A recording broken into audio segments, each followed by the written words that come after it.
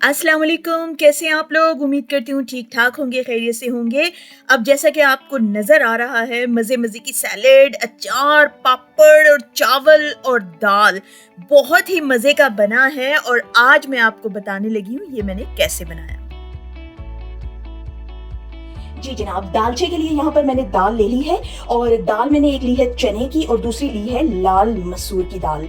अब लाल मसूर की दाल जो है वो मैंने ली है 1 कप और जो चने की दाल है वो मैंने ली है हाफ कप, आधा कप। ठीक है, इनको मैंने भिगो के रख दिया है जरा ताकि आधे घंटे के लिए ये अच्छी तरह भीग के सॉफ्ट हो जाएं। और यहाँ पर जनाब मैंने चावल भिगोने के लिए रख दिए हैं, तकरीबन ये मैंने 2.5 कप चावल के लिए हैं। ये 1 घंटा तकरीबन भीगते रहेंगे।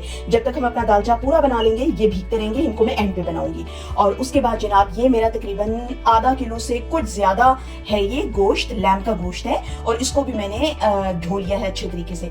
तो चलिए सबसे पहले मैं ये करूंगी कि मैं गोश्त चढ़ाऊंगी सबसे पहले अलग से और उसके बाद फिर जो है दाल चढ़ाएंगे। तो जनाब मैंने कुकर में डाल दिया है। वैसे अभी मुझे आज जल्दी है इसलिए मैंने कुकर में डाल दिया है, वरना गोश्त को मैं बगैर कुकर के बनाती हूँ क्योंकि लैम्ब का गोश्त है जल्दी गल जाता है और उसका जायका भी बरकरार रहता है। तो जनाब कुकर में मैंने गोश्त डाल दिया है और ये इसमें मैंने डाला है 1.5 चम्मच लाल पिसी हुई मिर्च, 1 चम्मच आप जायके के मुताबिक नमक डालें, मैंने 1 चम्मच डाला है और 1 चम्मच मैंने जो है ये पिसा हुआ गरम मसाला डाला है और 1.5 चम्मच मैंने अदरक लहसुन और हल्दी पीसी हुई जो पेस्ट है वो डाला है। इन चीजों में मैंने अब मिक्स करना है पानी, थोड़ा सा पानी में ज्यादा नहीं डालूंगी।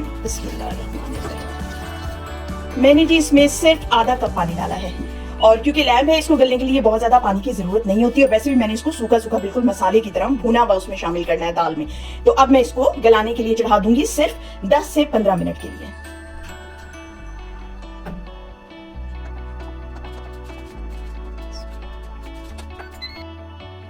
दूसरी तरफ चावल हम लोग जो बनाएंगे, चावलों में सबसे पहले डालेंगे बिस्मिल्लाहिर्रहमानिर्रहीम मक्खन।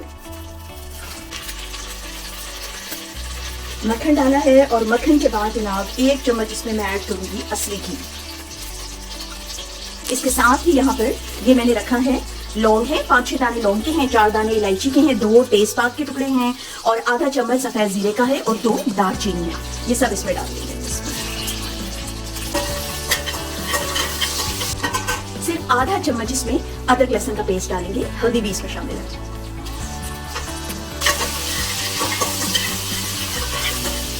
अब इसमें डालेंगे एक कप पानी। पानी जब थोड़ा सा खौल जाए तो उसके बाद इसमें चावल शामिल कर दीजिए। ये देखिए जी, इसके अंदर मैंने तकरीबन 1 चम्मच नमक डाला था जब पानी डाला था और आप अपने हिसाब से नमक डाल लीजिएगा। मुझे भी देर में याद आया था वरना मैं भी भूल जाती। अब देखिए जी इसका पानी काफी हद तक सूख चुका है। अब जो है इसको मैं दम पे रख दूंगी, बिल्कुल धीमी आंच पे इसको दम पे रख दीजिए। जनाब गोश्त हो गया है माशाल्लाह माशाल्लाह। ये देखिए जनाब, नॉर्मली जितना हम सालन में गोश्त गलाते हैं उससे मैंने काफी ज्यादा गोश्त इसमें गलाया है कि बिल्कुल ये टूट जाएगा। ये देखिए बिल्कुल गल गया है गोश्त, क्योंकि दालचा जो बनता है उसमें गोश्त इतना ही गला होता है। बल्कि मैं इसको बिल्कुल हलीम की तरह मिक्स करके इसको बिल्कुल पीस के गोश्त को डालती हूँ, वो वाली दाल बनाती हूँ। आज वाकई मुझे बहुत जल्दी थी तो मैंने जल्दी में बस गोश्त के साथ ही बना लिया। ये वाला भी बहुत मजेदार लगता है। अब ये जो देखिए इसमें पानी है ना, इसी के अंदर मैंने दाल मिक्स करनी है। ये देखिए दाल की ऐसी शक्ल हो गई है जो मैंने भिगो के रखी थी, ये मैं इसमें मिक्स कर दूंगी। बिस्मिल्लाह। इसको जी दाल को अलग से भी बॉईल करके डाला जा सकता है, मिक्स किया जा सकता है, लेकिन मैं इसी के गोश्त के पानी में इसको जो है पकाती हूँ, गलाती हूँ ताकि वो जितना भी गोश्त का जायका है, मसाले का जायका है, वो सारा दाल में अच्छे तरीके से आ जाए। अब इसको मैं प्रेशर दूंगी तकरीबन 10 मिनट के लिए और, ताकि दाल अच्छी तरह गल जाए और गोश्त में और मसाले में पानी में अच्छी तरह मिक्स हो जाए। ये जी हमारी दाल गल गई है माशाल्लाह। ये देखिए जी, इसको जी घोटना है।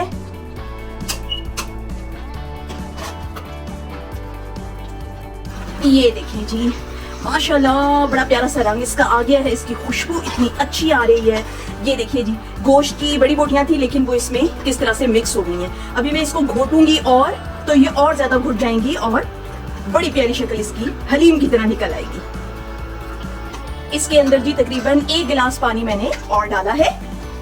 देखिए ना, ये ज्यादा गाढ़ी है ना ये ज्यादा पतली है, ये देखिए। अब इसको लगाऊंगी जी मैं हल्का सा तड़का लहसुन का और हरी मिर्चों का।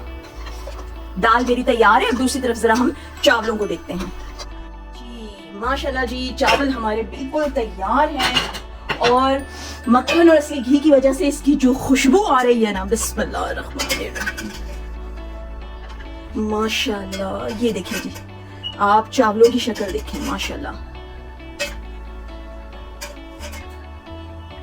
बटर आप इसमें जरूर डालें, इलायची भी जरूर डालें। जो जो चीजें मैंने डाली हैं प्लीज इसमें जरूर डालें। बहुत अच्छी खुशबू आई है और शक्ल भी देखिए कितनी अच्छी आई है। तो चावल अब हमारे तैयार है। मैं जल्दी से तड़का लगा लूं दाल को। तड़का तो जी जाहिर है असली घी का लगेगा। बिस्मिल्लाहिर्रहमानिर्रहीम। आप ऑयल का लगा सकते हैं तड़का, असली घी का भी लगा सकते हैं, मक्खन से भी लगा सकते हैं। और 3 से 4 चम्मच मैंने ले लिए हैं असली घी के।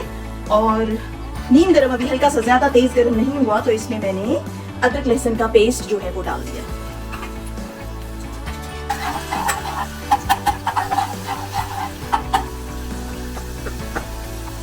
ये मोटा मोटा कूटा हुआ है अदरक लहसुन, बारीक पिसा हुआ नहीं है। जरा सा ये हल्की हल्की खुशबू देने लगे तो इसमें ये हरी मिर्चें और जीरा आधा चम्मच डाल दें। हरी मिर्चें मैंने ज्यादा ली हैं, हम लोग ज्यादा खाते हैं, आप अपने हिसाब से ले लीजिएगा। बिस्मिल्लाह।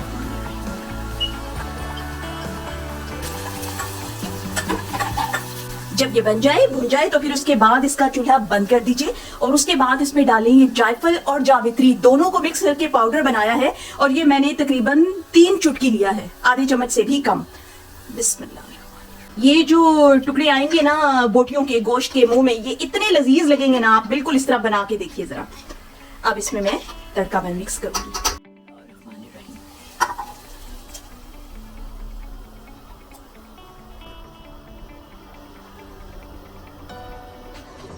ये देखिए दाल माशाल्लाह हमारी तैयार है और बहुत मजे की इसमें से खुशबू आ रही है, जायका भी बहुत अच्छा है। और अब हम दाल चावल को डिश आउट करेंगे क्योंकि जाहिद साहब को लगी है बहुत शदीद भूख।